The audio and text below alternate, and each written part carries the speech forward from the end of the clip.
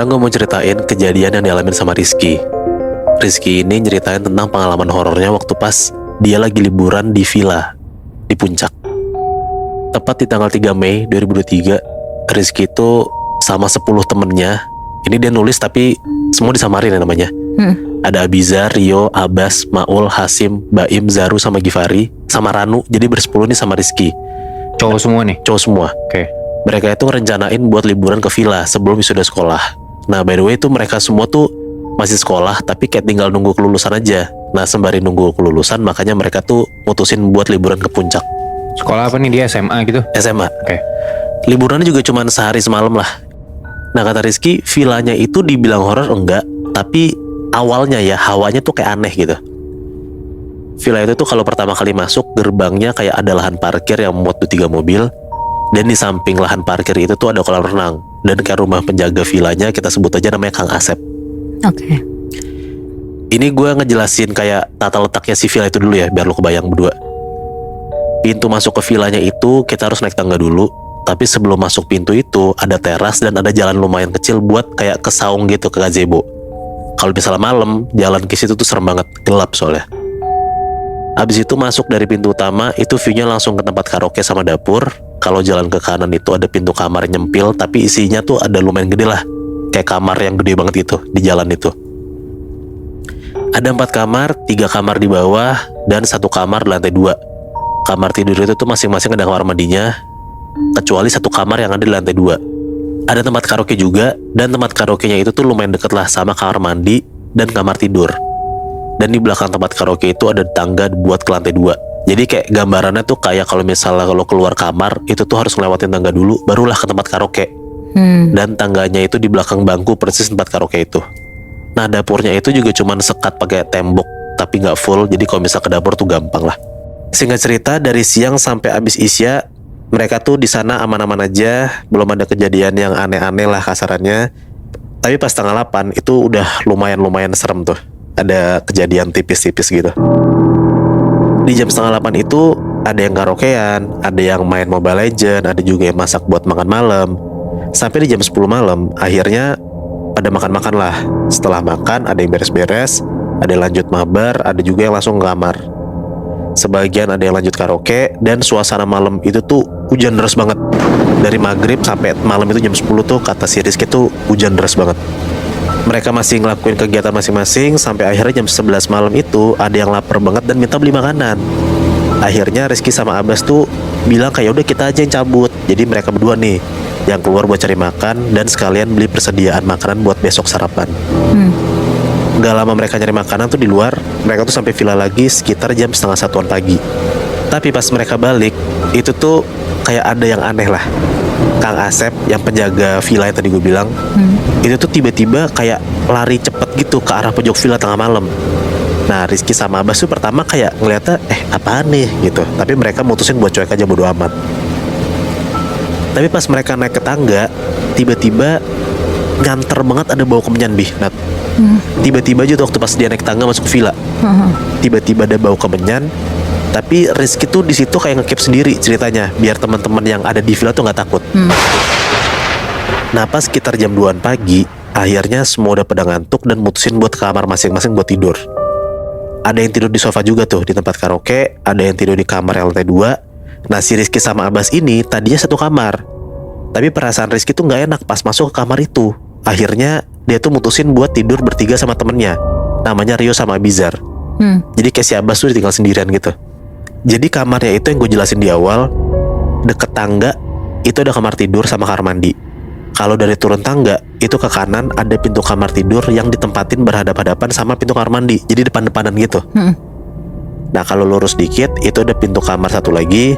Kalau digambarin tuh jalan buat ke kamar itu tuh kayak ada lorong dikit itulah. Jadi gak jauh tuh dari kamar yang tempat mereka tidur ini. Singkat cerita, Rizky udah di kamar bertiga sama temennya yang tadi gue bilang sama Rio sama Abizar. Rizky itu mau tidur cuman lampu kamarnya tuh udah dimatiin. Jadi kayak yang hidup tuh cuman lampu kamar mandi doang.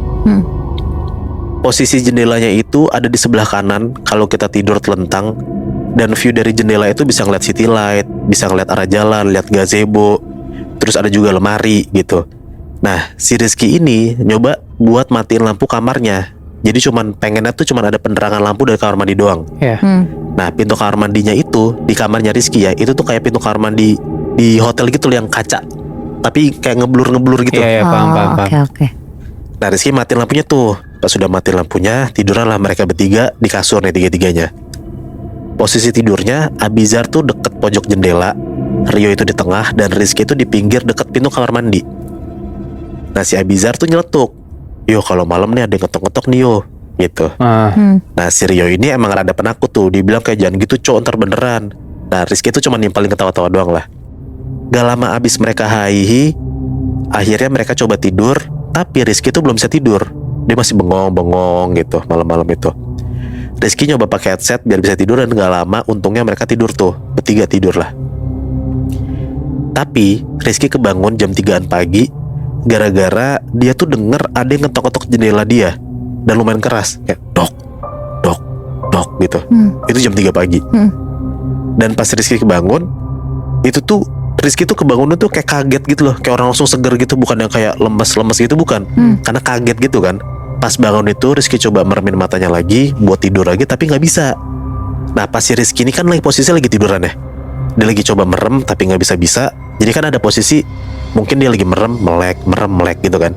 Terus pas Rizky itu lagi melek, dia tuh berasa kayak ngelihat dari ekor matanya kayak ada bayangan orang lagi nyedotin kepalanya ke jendela.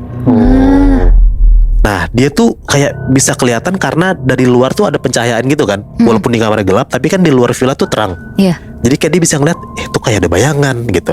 Dan gak lama, pas bayangan itu tegak, ini kan bayangannya di luar ya. Rizky tuh ngeliat bayangan itu tuh jelas banget di atas kepalanya, kayak ada jambulnya gitu, Bi. Nat. Oh. Ya, lo kebayangkan itu apa? Iya. Pocong ya, Boy. Pas Rizky ngeliat itu tuh seluruh badan dia gemeter, dia gak bisa gerak. Dia tuh coba bangunin Rio, kayak nyenggol-nyenggol kakinya, tapi Rio tuh gak bangun-bangun.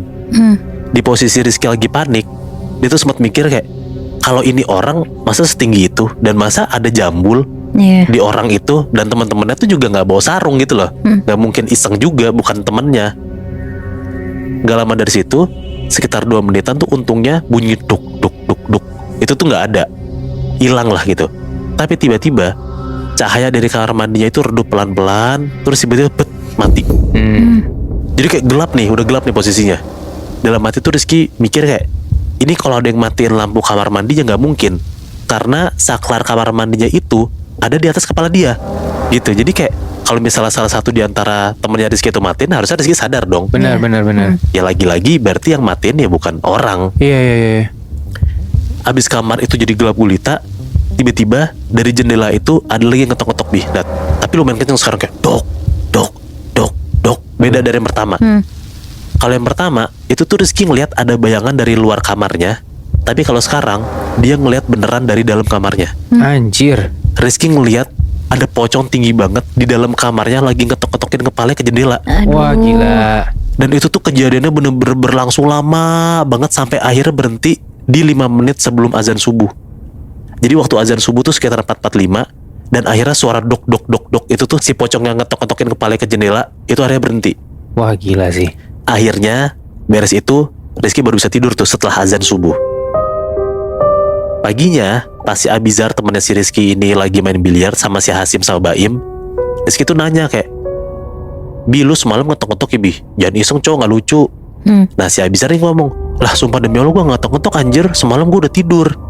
Nah, akhirnya kejadian semalam itu Rizky cuman diem aja, dia gak nyeritain ke siapa-siapa.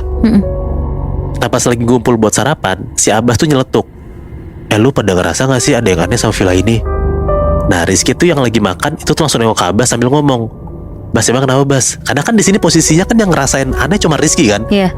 Pas dia dengar ada temen yang ngerasa kayak gitu, ya dia jadi kayak curious gitu lah. Nah, akhirnya dia cerita lah, si Abbas ini cerita. Katanya pas lagi main biliar berempat, si Abbas, Abizar, Baim sama Hasim, Abizar tuh turun ke bawah. Katanya tuh kayak mau karaokean gitu. Tapi setelah Abizar turun, si Abbas ini ngelihat Abizar tuh naik lagi ke lantai 2.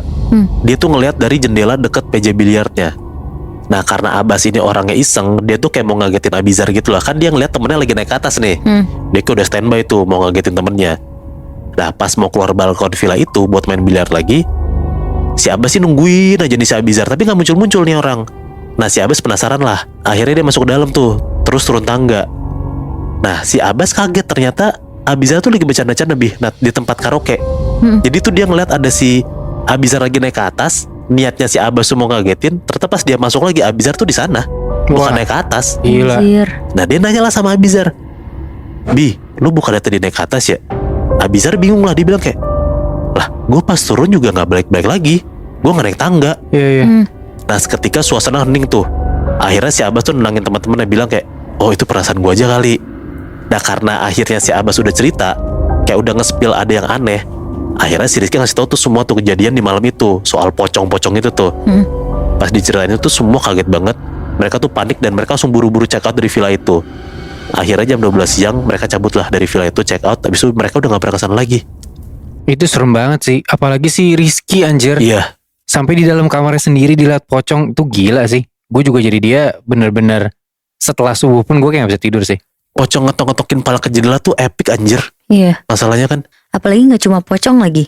Ada sosok yang nyerupain manusia juga. oh iya, yang temennya lihat itu. Iya. Dan setelah gue dapet cerita-cerita kayak gini, kayak mikir 2 kali sih kalau misalkan ke satu villa, kayaknya harus lihat-lihat dulu nih sebenarnya villanya ada sosok makhluk halus apa enggak.